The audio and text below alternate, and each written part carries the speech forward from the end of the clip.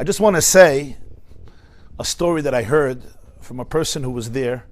I was once walking in Brooklyn in Crown Heights. I was visiting with my son, and I met on Eastern Parkway a man. He already passed away. His name was Rabbi Binyamin Klein. Rabbi Binyamin Klein was one of the secretaries of the Lubavitcher Rebbe. And when I was walking on Eastern Parkway in the middle of the day, and I saw him, so I said, Rabbi Binyamin, Shalom Aleichem, Aleichem Shalom. The Tzelt Me'amaisa, I told him, share with me a story. So he shared with me something, quite an intense story that he shared with me directly. And he said that there was a couple that was living in Eretz Yisrael. They were living in Bnei Brak or near Bnei Brak. And they were married for 10 years. And they really loved each other. It was a very nice couple. And he was a yeshiva man, he was a ben Torah, he was a serious learner, a Talmud Chacham, but after 10 years, there were no children. So he decided to get divorced, so he should be able to do the mitzvah of Pruruvu. First he went to consult this one and that one, but in the community, there's those who say you don't have to get divorced, you're allowed to get divorced. But there's those who say, no, you should. And he came from such a community, so that was the decision. It was done with a lot of heartbreak. He consulted some people, people in his community who he respected, and it happened, they got divorced. They got divorced. A few weeks later, or like a month or two later, she sees she's pregnant. That was not expected. 10 years they've been trying and nothing worked. Gewaldige Simcha, she's pregnant. No problem, he's a kohen. So you can imagine the heartbreak. After 10 years, they got divorced. Not because they wanted to get divorced. They liked each other. But they finally got divorced. He's a kohen. He's not allowed to marry a grusha. So he went to authorities that he respected in his city to consult. And one was a particular famous and respected person, or a sheshiva. Everybody lifted up their hands in despair. They're like, what are we supposed to do? There's nothing to do. He went to somebody, and that person suggested, for such a thing, you should go to the Lubavitcher Rebbe. This was in the 1980s. Now, he came from a community where there was a lot of opposition to the Lubavitcher Rebbe. Let's put it mildly. Mockery and opposition and very dismissiveness, etc. So this was unheard of for him. He said, you're crazy? No way. Like that contrary to everything he was raised with. So his friend says, listen, what do you have to lose here? This is a mess. This is a horrible situation. The worst thing is he won't be able to help you. Nobody else is helping you. But if there's somebody who can help you, it's probably him. You should go. No, I can't. His wife, his ex-wife, started to pressure and said, what do you have to mix in other things? Try. So begrudgingly, he went to New York. This Rabbi Binyamin Klein told me.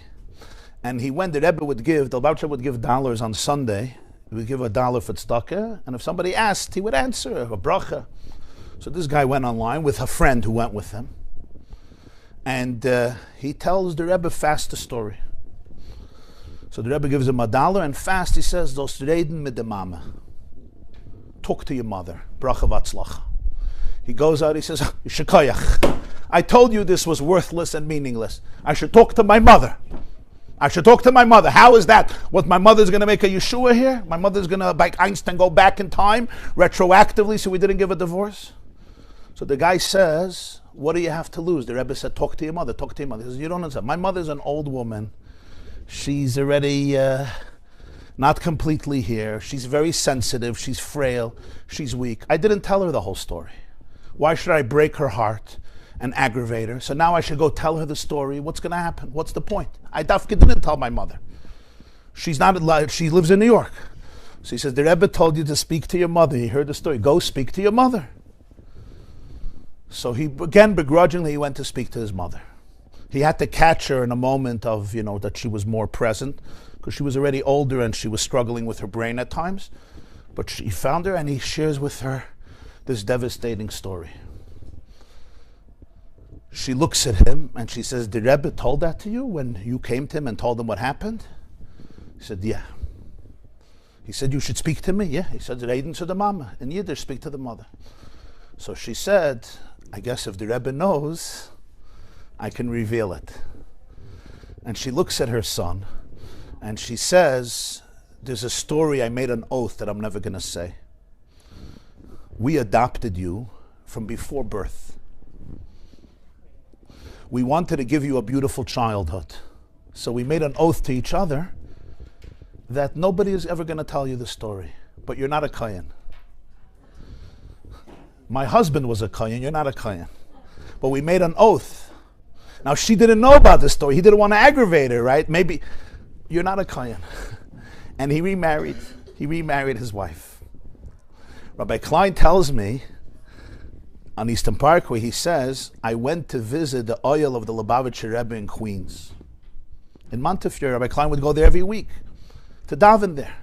And he says, I'm there, and I see a younger man, a guy with a child there, a bachel there, at the Rebbe's tombstone. So when we went out, I said, Shalom Aleichem, Rabbi Klein, where are you from? Bnei Brak. What brings you here? So he says, this is the Bar Mitzvah Bacher. This is the boy that was born after we remarried. So I came to say thank you to the Rebbe. Now I have my wife, I have my child. They had a second child afterwards. This is what Rabbi Klein told me that day.